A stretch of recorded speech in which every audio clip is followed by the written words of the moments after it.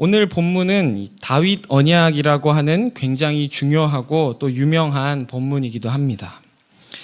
이 월터 브루그만이라는 신학자는 이 오늘 본문이 사무엘서 전체의 신학적 중심부라고 말하기도 하고 또 복음적 신앙을 위해 가장 중요한 구약의 본문들 중에 하나라고 말하기도 했는데요. 간단하게 이 내용을 요약하면 다윗이 하나님을 위해 성전을 짓겠다는 결심을 하고 그런 다윗에게 하나님은 나단 선지자를 보내어 그의 결심을 거절하는 장면이 등장합니다. 그러나 뒤이어 하나님께서 다윗에게 놀라운 약속을 주시기 때문에 우리는 그만 다윗의 기특한 생각과 정성을 하나님께서 기쁘게 받으셨다고 오해하는 본문이기도 한데요. 이 본문은 그저 다윗의 하나님을 위한 성전을 짓는 것이 옳으냐 그르냐의 문제가 아니라 이 다윗과 하나님 사이의 관계 설정에 대한 문제가 이 본문의 핵심입니다. 하나님께서는 왜 하나님을 위한 다윗의 결심을 거절하셨고 또 그런 그에게 주신 하나님의 약속에는 어떤 의미가 있는지 시간 함께 살펴보면서 우리와 하나님과의 관계를 다시 한번 돌아보는 시간이 되기를 소원합니다. 시간 사무엘하 7장 1절과 2절을 제가 다시 읽겠습니다. 여호와께서 주위의 모든 원수를 무찌르사 왕으로 궁에 평안히 살게 하신 때에 왕이 선지자 나단에게 이르되 볼지어다 나는 백향목 궁에 살거늘 하나님의 궤는 휘장 가운데에 있도다. 다윗은 일평생 전쟁 같은 삶을 살았습니다. 하나님께서는 그런 다윗과 함께 하셔서 그의 모든 원수들로부터 승리하게 하셨고 마침내 그에게도 평안을 누리는 시절이 오게 된 것입니다. 그러한 평안한 시절에 다윗은 이러한 생각을 하게 됩니다. 나도 백향목으로 지어진 이 좋은 궁전에 사는데 하나님의 궤가 천막에 있는 것을 보고 가만히 있을 수 없다. 하나님을 위해 성전을 지어드려야겠다라는 것이죠. 그리고 나단 선지자 역시 이런 다윗의 생각을 듣고는 왕의 뜻대로 하라고 그의 생각에 동의합니다. 그러나 다윗의 이런 결심에는 사실 어떤 문제가 있었는데요. 사람이 평안하고 또 여유가 생겼을 때 좋은 길로 가는 경우는 굉장히 드뭅니다. 그래서 하나님은 언제나 우리를 가만 내버려 두지 않으시고 궤도에서 이탈하지 않도록 우리를 늘 볶으시는 것이죠. 다윗은 하나님의 은혜 없이는 또 하나님의 도우심 없이는 안 되는 이 전쟁 같은 시절이 지나고 살만해지자 자신의 생각 또 자신의 계획이 앞서게 되었습니다. 나는 좋은 백향목에 사는데 하나님은 저 초라한 성막에 그 장막에 계시다라는 말에 담긴 다윗의 마음을 다시 들여다보면 실은 자신이 굉장히 높아져서 하나님과 같은 선상에서 하나님과 자신을 비교하고 있는 것이죠. 하나님보다 더 좋은 집에 살며 자신의 힘과 지위를 가지고 하나님을 위해 무엇인가 대단한 일을 해드려야 한다는 생각을 하고 있는 것입니다. 다윗은 하나님이 어떤 분이고 그의 뜻이 무엇인지는 먼저 묻지 않은 채 그저 자기 열심으로 자기가 하는 일에만 집중했던 것입니다. 우리는 주님을 위해 또 교회를 위해 무엇인가 하지 않으면 안 될 것 같다는 부담을 많이 가지곤 합니다. 그렇게 무엇인가 쉬지 않고 열심히 하는 것으로 우리의 신앙을 확인하고 또 그렇게 섬기다 보면 어떤 보상이 주어질 것이라 기대하기도 하는 것이죠. 물론 우리는 하나님의 백성으로서 하나님과 또 교회를 열심으로 우리가 세워가야 하지만 그 열심이 정말 하나님을 위한 열심인지 아니면 나를 위한 열심인지 우리는 잠시 멈춰서 생각해 봐야 합니다. 만일 내가 중심이 되어서 하나님을 위해 이런저런 일들을 해드린다는 생각은 처음엔 하나님을 높이기 위한 일처럼 보일지 모르지만 결국 자신을 높이고 자기 스스로를 자랑하는 결과를 낳게 될 수 있기 때문입니다. 이처럼 다윗은 하나님이 아닌 자신의 눈에 좋아 보이는 일을 하려 하자 하나님은 나단 선지자를 통해 이렇게 말씀하시는데요. 5절부터 7절을 제가 읽겠습니다. 가서 내 종 다윗에게 말하기를 여호와께서 이와 같이 말씀하시되 내가 나를 위하여 내가 살 집을 건축하겠느냐? 내가 이스라엘 자손을 애굽에서 인도하여 내던 날부터 오늘까지 집에 살지 아니하고 장막과 성막 안에서 다녔나니 이스라엘 자손과 더불어 다니는 모든 곳에서 내가 내 백성 이스라엘을 먹이라고 명령한 이스라엘 어느 지파들 가운데 하나에게 내가 말하기를 너희가 어찌하여 나를 위하여 백향목 집을 건축하지 아니하였느냐고 말하였느냐. 이 오늘 방금 읽은 5절의 병행 말씀인 역대상 17장 4절에서는 너는 내가 살 집을 건축하지 말라라고 하면서 더욱 분명하게 이 다윗의 결심을 거절하는 것이 나타납니다.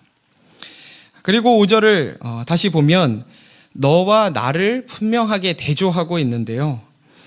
너가 나를 위하여 내가 살 집을 건축하겠느냐라고 하는 이것에 담긴 본의는 내가 너와 같은 줄 아느냐라고 하시는 것이죠.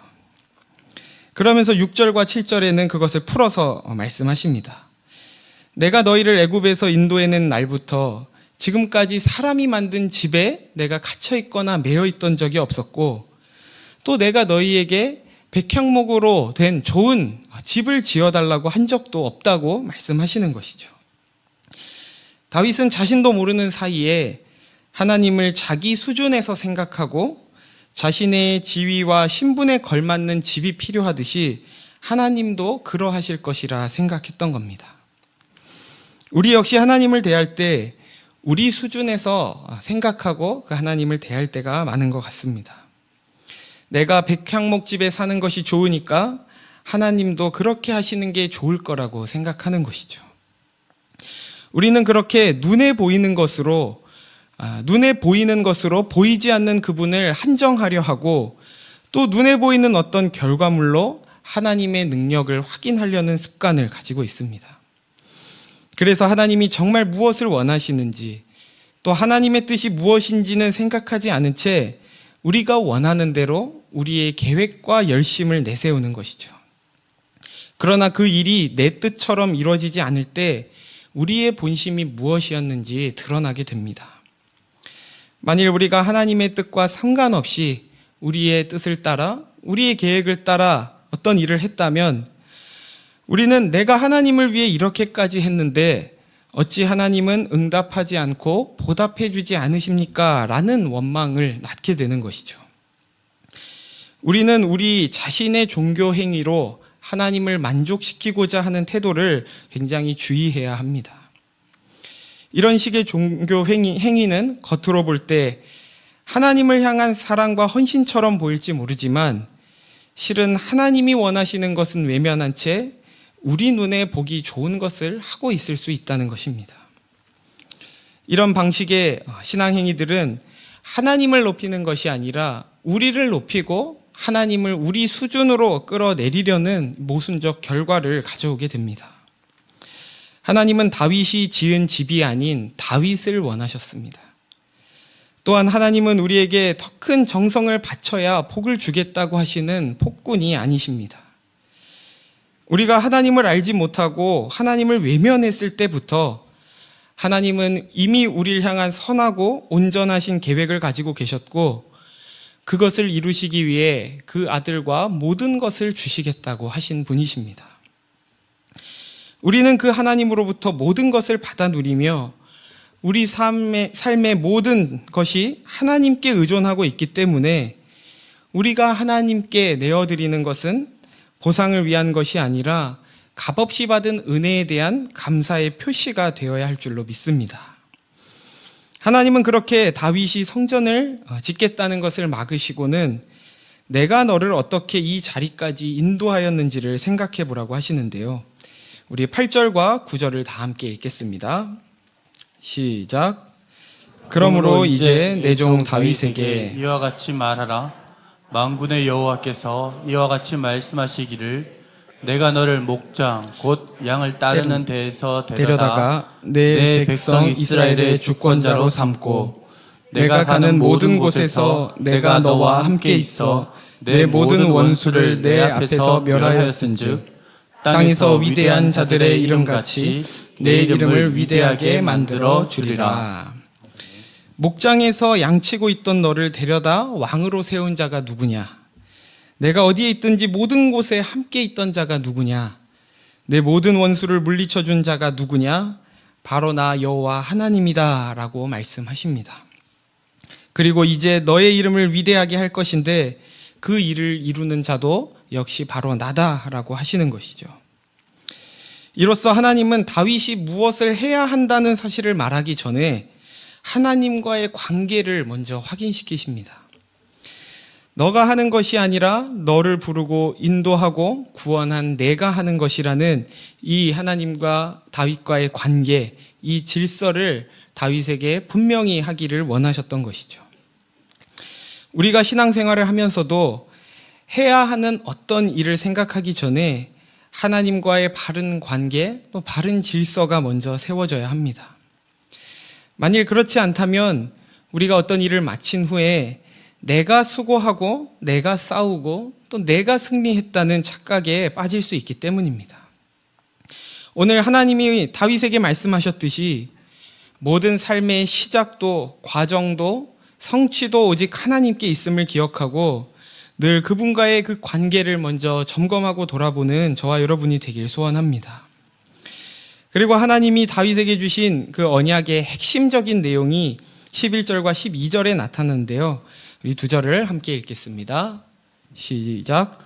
전에 내가 사사에게 명령하여 내 백성 이스라엘을 다스리던 때와 같지 아니하게 하고 너를 모든 원수에게서 벗어나 편히 쉬게 하리라. 여호와가 또 내게 이르노니 여호와가 너를 위하여 집을 짓고 내 소환이 차서 내 조상들과 함께 누울 때에 내가 내 몸에서 날 내 씨를 내 뒤에 세워 그의 나라를 견고하게 하리라.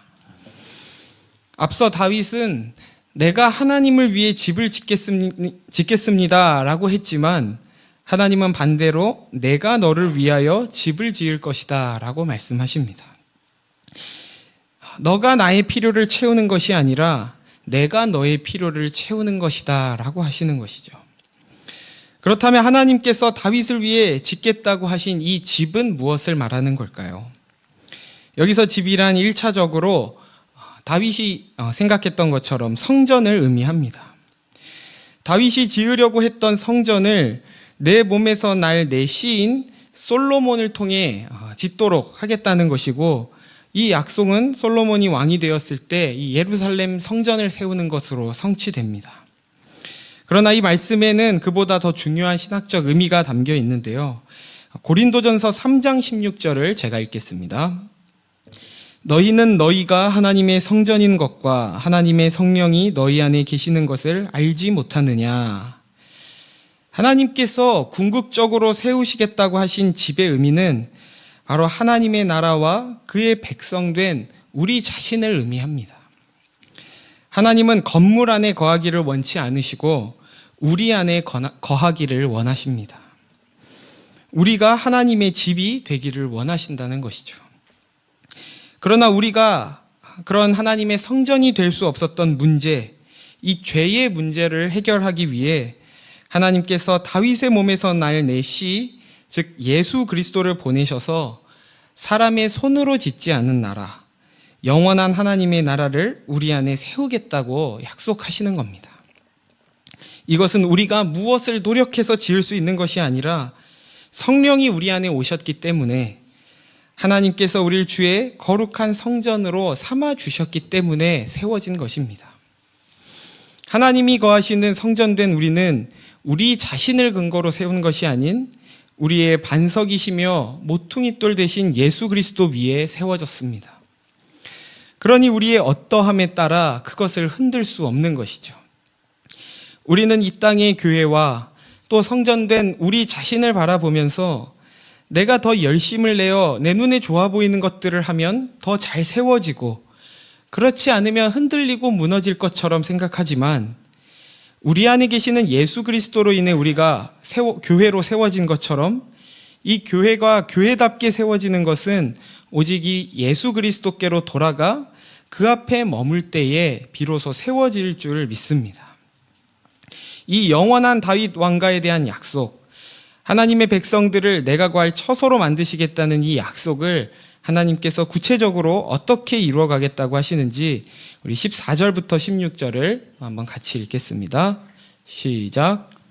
나는 그에게 아버지가 되고 그는 내게 아들이 되리니 그가 만일 죄를 범하면 내가 사람의 매와 인생의 채찍으로 징계하려니와 내가 내 앞에서 물러나게 한 사울에게서 내 은총을 빼앗은 것처럼 그에게서 빼앗지는 아니하리라.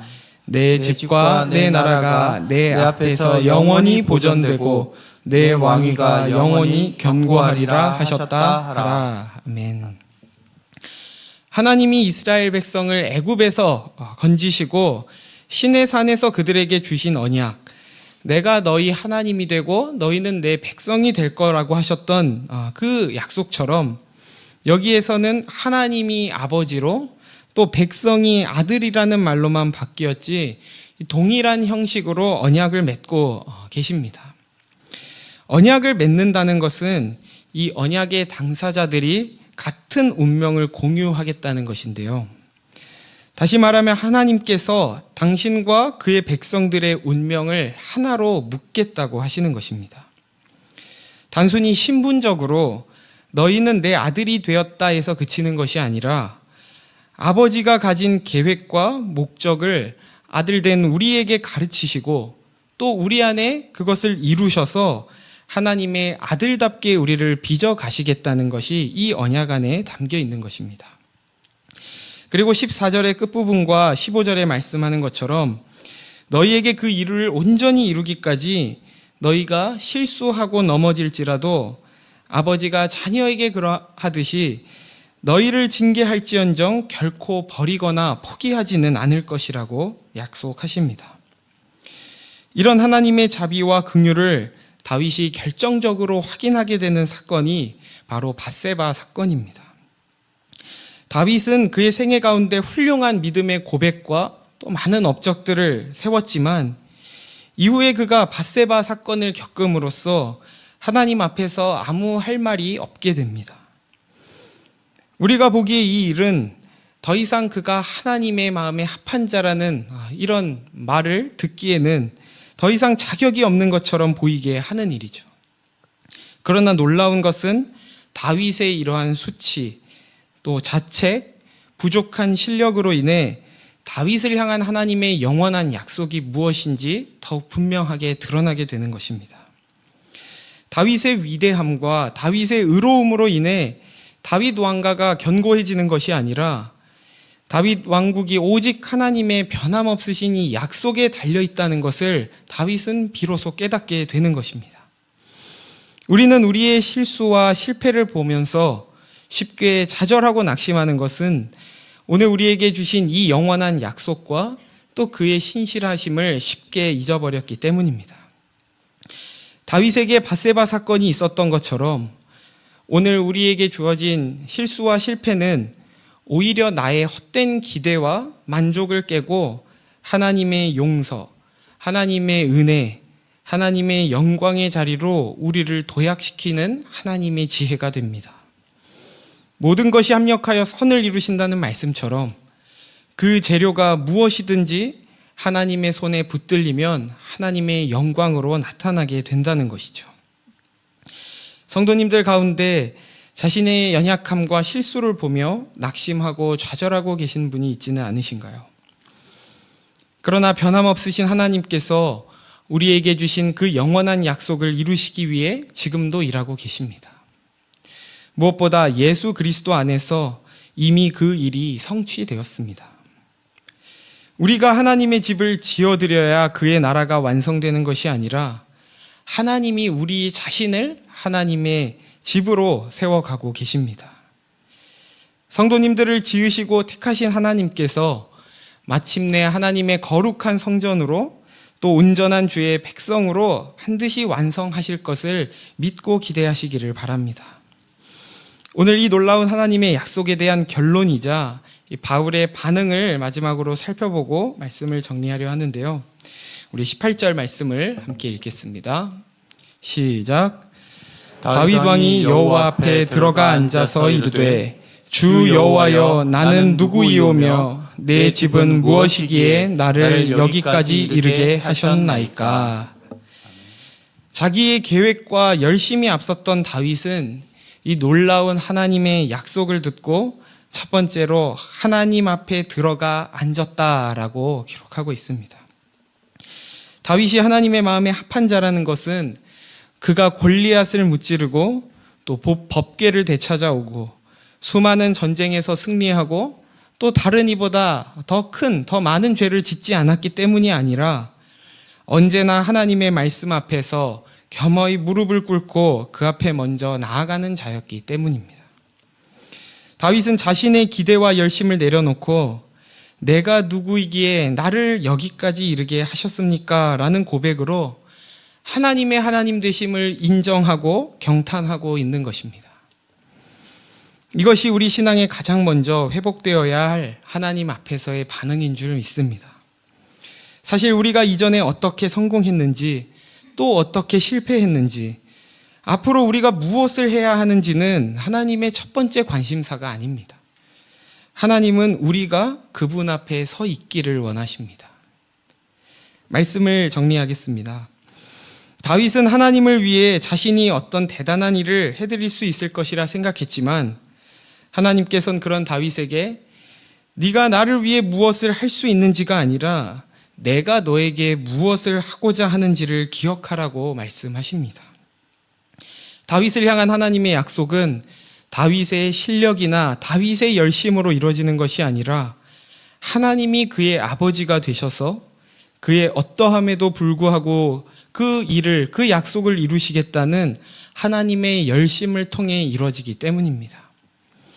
하나님께서 하나님의 일을 이루신다는 것을 기억하므로 우리가 다른 어떤 일에 열심을 내기 이전에 우리 안에 하나님이 거하실 수 있도록 하나님 앞에 나아가 그리고 그분 앞에 먼저 엎드려 그분을 찬양하고 높이는 저와 여러분이 되기를 예수님의 이름으로 축원합니다.